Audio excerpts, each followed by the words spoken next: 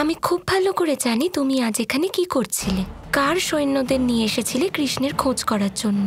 আমায় মূর্খ ভাবার ভুল করো না, আমি সবই বুঝি আর জানিও।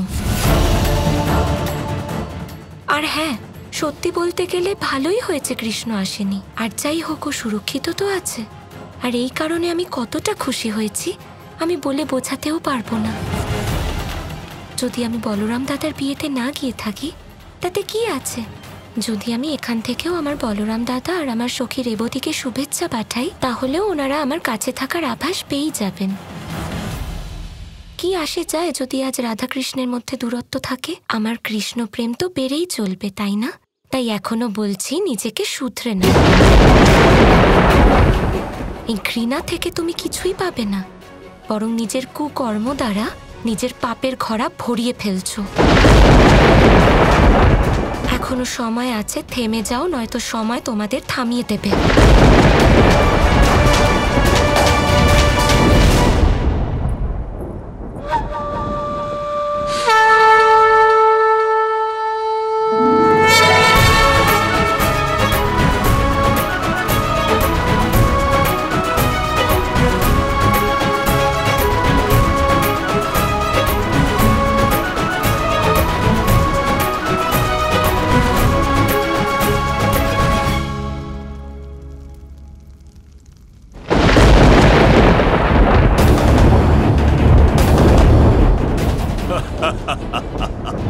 অদ্ভুত, খুবই অনন্য নির্মাণ করিয়েছে এই কৃষ্ণ।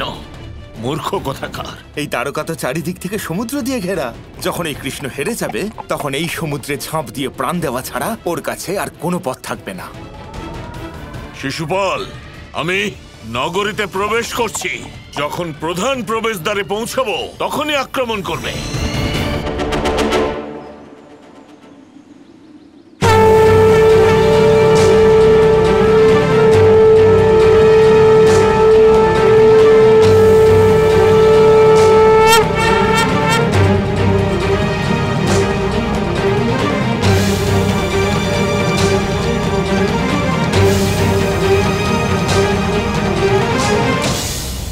মনে হচ্ছে জরাসন্ধ এসে গেছে। জয় শ্রীকৃষ্ণ। সমস্ত ভারতের সেনারা যুদ্ধের জন্য দাঁড়িয়ে আছেন। আমাদের যুদ্ধের জন্য প্রস্তুত হতে হবে। এখন তো মানুষের দাবি হলো এটাই, যেন সকলে রক্ষা পায়। দ্বারকাধীশের অনুরোধ এটাই হবে যে এখন কোনো যুদ্ধ হবে না। বিবাহের এই অনুষ্ঠানে কোনো বাধা যেন না আসে। যা যেমন চলছে তা চলতে দিন। কিন্তু কৃষ্ণ, যদি আমরা যুদ্ধ না করি তবে তো হেরেই যাব। আমি বললাম তো, এখন কিচ্ছু হবে না। যা কিছু আমরা করব বিয়ের পরেই করব। শুরু করুন।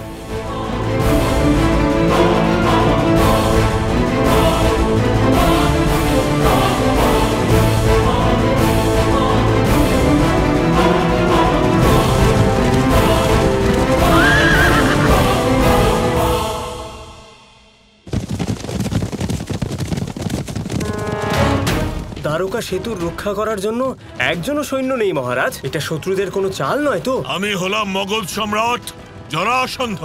আমি হলাম অমর। আমার বিরুদ্ধে কে কি চাল চালবে? সামনে এগো।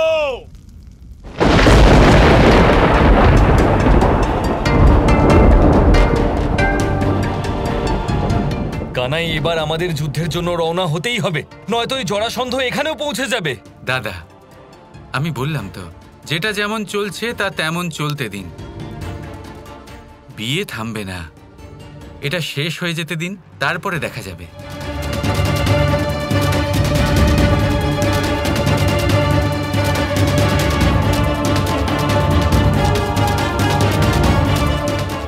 কিন্তু কৃষ্ণ, আমার খুব চিন্তা হচ্ছে, কিছু করো। আপনি নিশ্চিন্ত থাকুন মা। আপনি মনকে ভয়ের দ্বারা ভীত করবেন না। নিশ্চিন্ত থাকুন, সব কিছু ভালো হবে। আমি কিছুই বুঝতে পারছি না। তাহলে বুঝতে পেরে যাবেন, একটু অপেক্ষা করুন।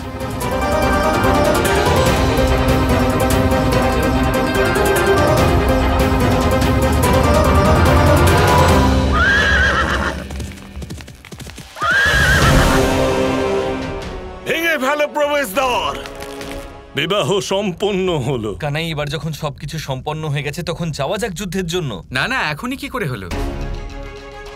এখনো তো বড়দের আশীর্বাদ নেওয়া বাকি আছে। সুখী দাম্পত্য জীবনের জন্য বড়দের আশীর্বাদ নেওয়া প্রয়োজন, তাই না?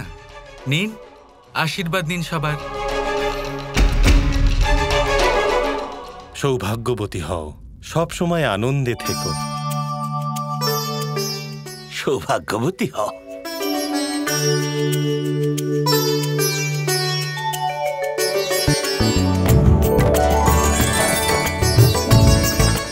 দীর্ঘজীবী হও।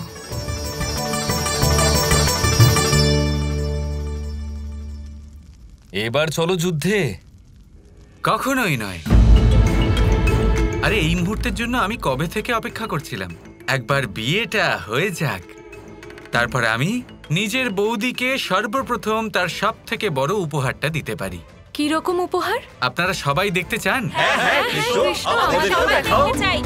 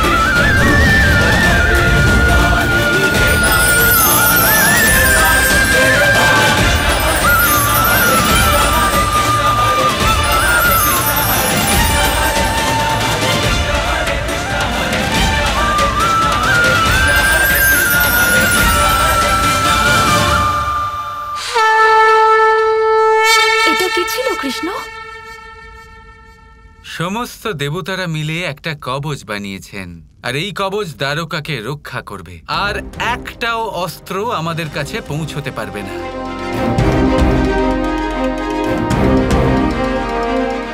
কিন্তু কানাই, ওরা নগরের মুখ্য দ্বার দিয়ে প্রবেশ তো করতে পারে, তাই না?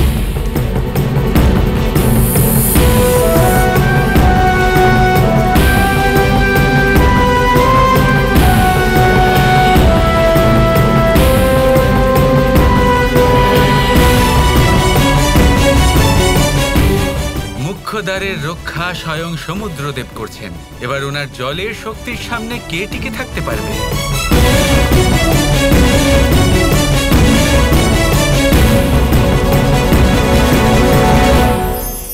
সত্য এবং অসত্য দুটোর মধ্যে পার্থক্য কি আছে? পার্থক্য হলো অ অক্ষরটার। এবার অ দিয়ে হতে পারে আরম্ভ, অ দিয়ে হতে পারে অন্ত। সত্য হলো সেটা যেখানে সমস্ত পথের আরম্ভ হয়, অসত্য সেটা যেখানে সমস্ত পথের শেষ হয়। এবার এরা চলতে হয়তো পারে না, কিন্তু তাও ছাপ রেখেই যায়।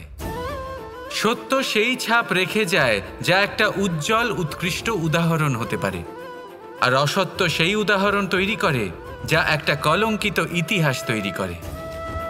এখন আপনি আগামী সময়ের জন্য কেমন ছাপ রেখে যাবেন, এই সিদ্ধান্ত পুরোপুরি আপনার। রাধা রাধা। আমি তো ফিরে যাব মহারাজ, কিন্তু নিজের মেয়েকে কি করে ফিরিয়ে নিয়ে যাব? কৃষ্ণ ওকে এখানে হরণ করে নিয়ে এসেছে। সংসার ওকে কি নজরে দেখবে? এবার তো আমার মেয়ে রুক্মিণীর বিয়ে হওয়া অসম্ভব।